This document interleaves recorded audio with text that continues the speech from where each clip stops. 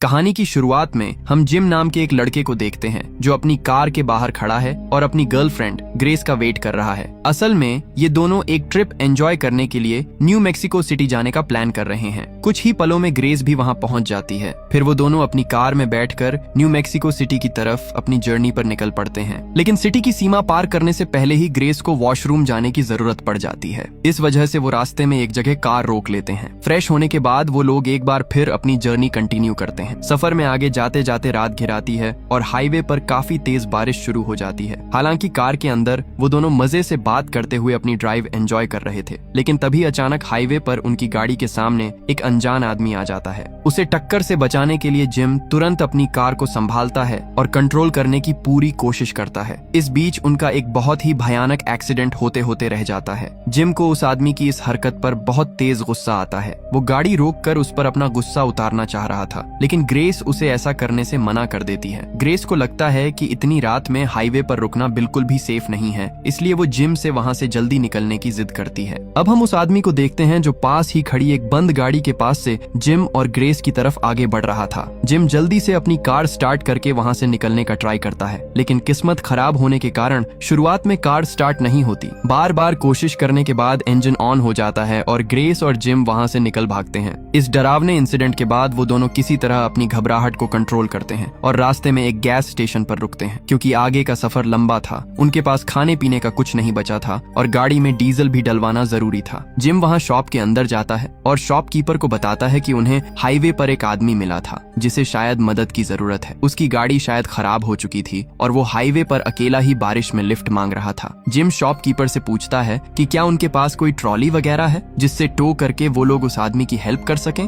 इतना कहकर gym shop से बाहर आ जाता है। इसके बाद जिम अपनी कार में पेट्रोल डलवाने लगता है। तभी उसकी नजर उसी गाड़ी पर पड़ती है। उस कार के अंदर से वही सेम आदमी बाहर निकलता है। उसे अपने सामने देखकर जिम को बहुत ज्यादा शर्मिंदगी फील होती है और वो उसे इग्नोर करने की कोशिश करता है। फिर वो आदमी शॉप के अंदर जाता है और शॉपकीपर को अपनी प्रॉब्लम समझाते हुए कहता है कि उसकी गाड़ी पूरी तरह खराब हो चुकी है और उसे पास के ही एक मोटेल तक जाना है। तभी जिम भी वहाँ शॉपकीपर के पास पहुँच जाता है। शॉपकीपर जिम की तरफ देखकर पूछता है कि क्या वो इसी आदमी के बारे में बात कर रहा था जो हाईवे पर फंसा था। जिम तुरंत उस आदमी से उस घटना के लिए माफी मांगते हुए कहता है कि रात बहुत ज्यादा थी और हमें एकदम से कुछ समझ नहीं आया, इसलिए हम आपकी हेल्प नहीं कर पाए। इसके लिए प्लीज हमें माफ कर दें। वो आदमी बहुत शांति से अपना नाम जॉन बताता है और जिम को माफ कर देता है। उसी वक्त वहाँ पर ग्रेस भी आ जाती है जो बाथरूम गई थी। जिम ग्रेस को बताता है कि ये वही इंसान है जिसे हमने हाईवे पर बिना हेल्प किए अकेला छोड़ दिया था। इसके बाद जॉन जिम और ग्रेस को बताता है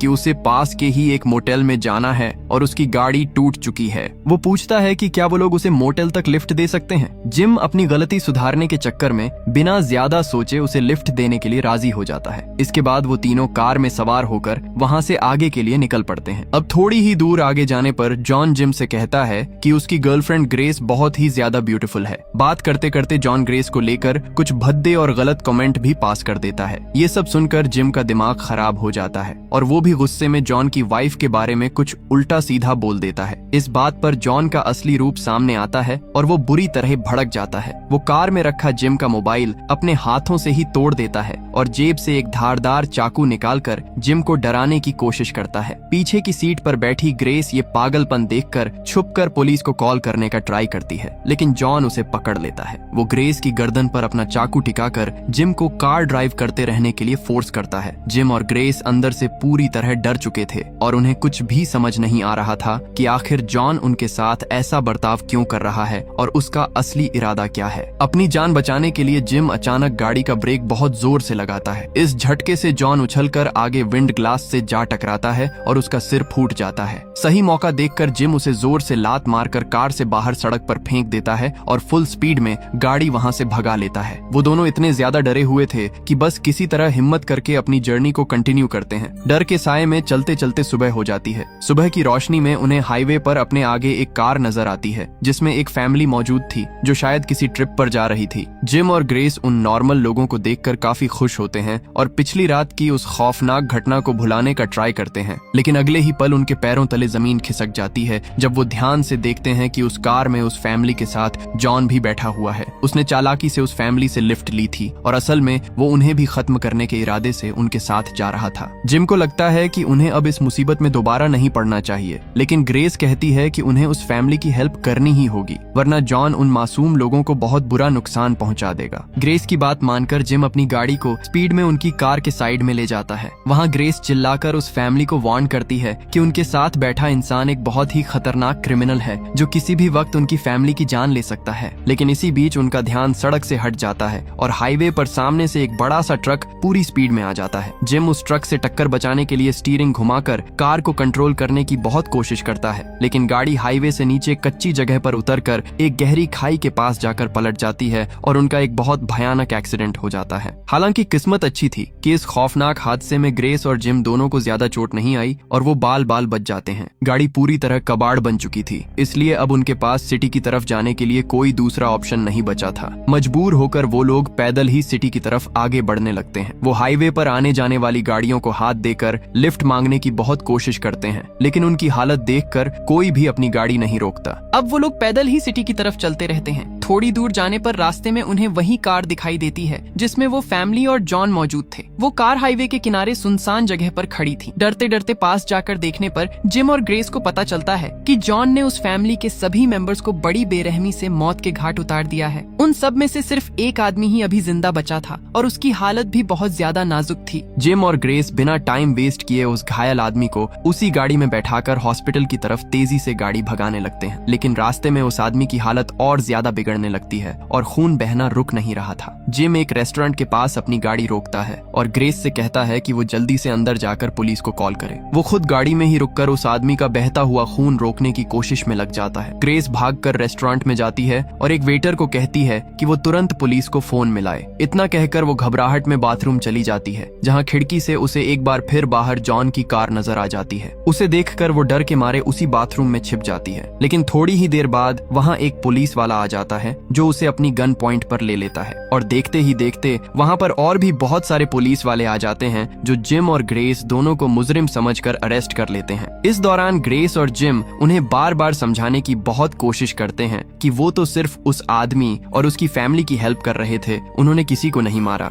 लेकिन पुलिस वाले उनकी एक बात नहीं सुनते हैं और उनके हाथों में हथकड़ी डालकर उन्हें पुलिस स्टेशन ले जाते हैं। पुलिस स्टेशन में ऑफिसर्स ग्रेस से बहुत पूछताछ करते हैं पर उन्हें कुछ भी पुख्ता सबूत नहीं मिलता। ग्रेस उन्हें बार बार बताती है कि उन्होंने उस फैमिली का मर्डर नहीं किया है, बल्कि जॉन नाम के एक साइको किलर ने ये सब किया है। लेकिन पुलिस वाले उनकी इस कहानी पर बिल्कुल यकीन नहीं करते और थोड़ी देर बाद वहाँ से चले जाते हैं। इसके बाद हम जॉन को देखते हैं जो अब बहुत ही शातिर तरीके से उसी पुलिस स्टेशन के अंदर घुस चुका है। वो सीधा जिम के पास जाता है जिसे एक अलग सेल में बंद रखा गया था और उसे जान से मारने की कोशिश करता है, लेकिन ठीक उसी वक्त ग्रेस वहाँ पहुँच जाती है। उसे वहाँ फर्श पर बहुत सारे पुलिस ऑफिसर्स की डेड बॉडी पड़ी नजर आती है जिन्हें जॉन ने ही बेरहमी से मार दिया था। ग्रेस बिना डरे एक पुलिस वाले की गन उठाती है, जॉन पर पॉइंट करती है और जिम को वहाँ से सुरक्षित निकालकर भाग जाती है। इसके बाद हमें पुलिस स्टेशन का एक और सीन दिखाया जाता है जहाँ अब शहर के कुछ सीनियर पुलिस अधिकारी आ चुके हैं। हालात का मुआयना करके उन्हीं में से एक समझदार ऑफिसर अपने साथियों को बताता है कि जिम और ग्रेस इतने खूंखार क्रिमिनल नहीं हो सकते। उनका कोई पुराना रिकॉर्ड भी ऐसा नहीं है कि वो इतनी बेरहमी से हथियारबंद पुलिस वालों को मार सकें। वो ऑफिसर साफ कहता है कि शायद इन पुलिस ऑफिसर्स को किसी तीसरे अनजान आदमी ने खत्म किया है जो असल में जिम और ग्रेस को भी मारने की कोशिश कर रहा है और उन्हें फंसा रहा है। वहीं दूसरी तरफ हम जिम और ग्रेस को देखते हैं जो अपनी जान बचाते हुए भागते भागते एक जगह आकर छिपे हुए हैं। तभी उन्हें अपनी तरफ एक पुलिस की जीप आती हुई दिखाई देती है। उसमें से एक पुलिस वाला बाहर निकलता है जो असल में जिम और ग्रेस को ही सर्च कर रहा था।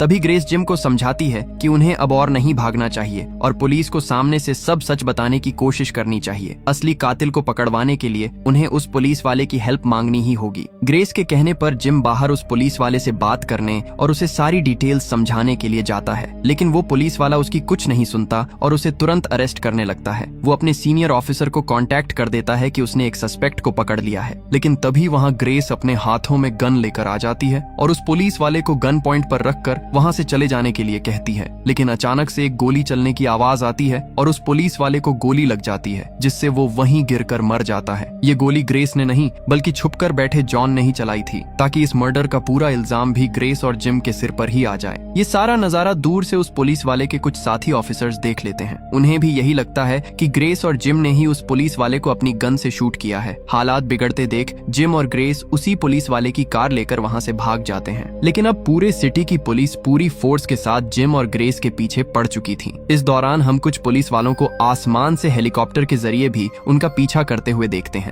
पुलिस उन्हें सायरन बजाकर रोकने की बहुत कोशिश करती है, लेकिन जिम और ग्रेस डर के मारे अपनी कार नहीं रोकते। तभी हम उसी हाईवे पर एक और गाड़ी को आते हुए देखते हैं जो बहुत ही तेज स्पीड से आगे बढ़ रही थी। उस कार के अंदर कोई और नहीं बल्कि जॉन ही मौजूद था। वो अपनी गन से एक एक करके सारे पुलिस वालों की गाड़ियों को निशाना बनाता है और उन्हें खत्म कर देता है। इतना ही नहीं, वो हेलीकॉप्टर में मौजूद पुलिस वालों को भी शूट करके मार गिराता है। ये भयंकर तबाही देखकर जिम और ग्रेस बुरी तरह डर जाते हैं। वो अपनी कार को हाईवे पर बीच में ही छोड़कर भाग जाते हैं और सिटी के ही एक होटल में जाकर छिप जाते हैं। होटल में कुछ देर रेस्ट करने के बाद जिम बाहर किसी से हेल्प मांगने के लिए प्लान बनाता है और ग्रेस को उसी कमरे में सेफ समझकर अकेला छोड़ जाता है। ग्रेस होटल में रहकर अपना ध्यान भटकाने और इस डरावने मंजर को भुलाने के लिए टीवी देखने लगती है, लेकिन तभी वहाँ जॉन दरवाजा तोड़कर आ धमकता है और ग्रेस को खत्म करने की कोशिश करता है। किसी तरह ग्रेस खुद को बचाकर उसे धक्का देती है और वहाँ से भाग निकलती है। बाहर सड़कों पर आकर वो जिम को ढूंढने लगती है, जहाँ उसे जिम एक बड़े से ट्रक से बंधा हुआ मिलता है। जॉन ने ही उसे मोटी रस्सियों से जकड़ कर रखा हुआ था। जॉन एक दूसरे ट्रक को वहाँ से स्टार्ट करके आगे बढ़ाने लगता है, जिससे जिम दूसरी तरफ से बंधा हुआ था। ग्रेस रोते हुए उसे ऐसा करने से रोकती है,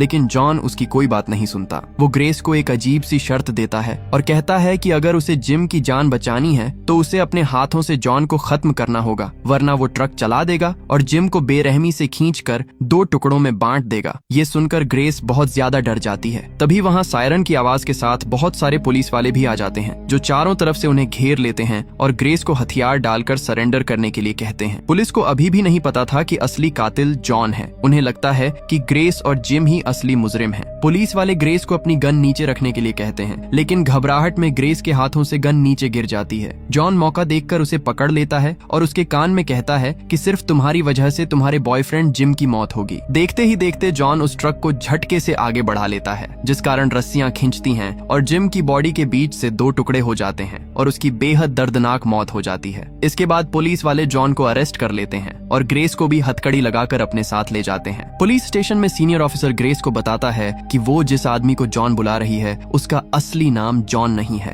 वो आदमी असल में कौन है और उसका बैकग्राउंड क्या है ये पुलिस को भी नहीं पता, और वो मासूम लोगों को क्यों मार रहा है इसकी भी कोई जानकारी नहीं मिल पाई है। जब एक ऑफिसर जॉन से पूछताछ करने जाता है तो उसे समझ आता है कि जॉन एक बहुत ही खतरनाक साइको किलर है और दिमागी रूप से पूरी तरह पागल हो चुका है। जॉन पुलिस के सवालों का बहुत ही डरावने ढंग से हंसते हुए जवाब दे रहा था, जिससे पुलिस समझ जाती है कि वो नॉर्मल इंसानों के बीच रहने के लायक बिल्कुल नहीं है। इसलिए पुलिस वाले जॉन को एक हाई सिक्योरिटी वाली दूसरी जेल में शिफ्ट करने के लिए बस में ले जाते हैं। उनके पीछे पीछे ग्रेस भी दूसरी कार में एक पुलिस ऑफिसर के साथ जा रही होती है, लेकिन रास्ते में एक भयंकर घटना घटती है। जिस बस में जॉन मौजूद था वो अपना ही अंगूठा खुद तोड़कर अपनी हथकड़ियां खोल लेता है। वो बस में बैठे पुलिस वालों पर हमला कर देता है और उन्हें बेरहमी से खत्म करके ड्राइवर को भी मार देता है। वो गाड़ी छीन कर भागने की कोशिश करता है, जिससे बस का बैलेंस बिगड़ता है और बहुत बड़ा एक्सीडेंट हो जाता है। उसी बस से टकराकर पीछे आ रही ग्रेस और उस पुलिस ऑफिसर की गाड़ी का भी जोरदार क्रैश हो जाता है। इस हादसे के बाद और जिम की मौत को याद करके ग्रेस का गुस्सा 7वें आसमान पर पहुंच जाता है। उसका डर अब खत्म हो चुका था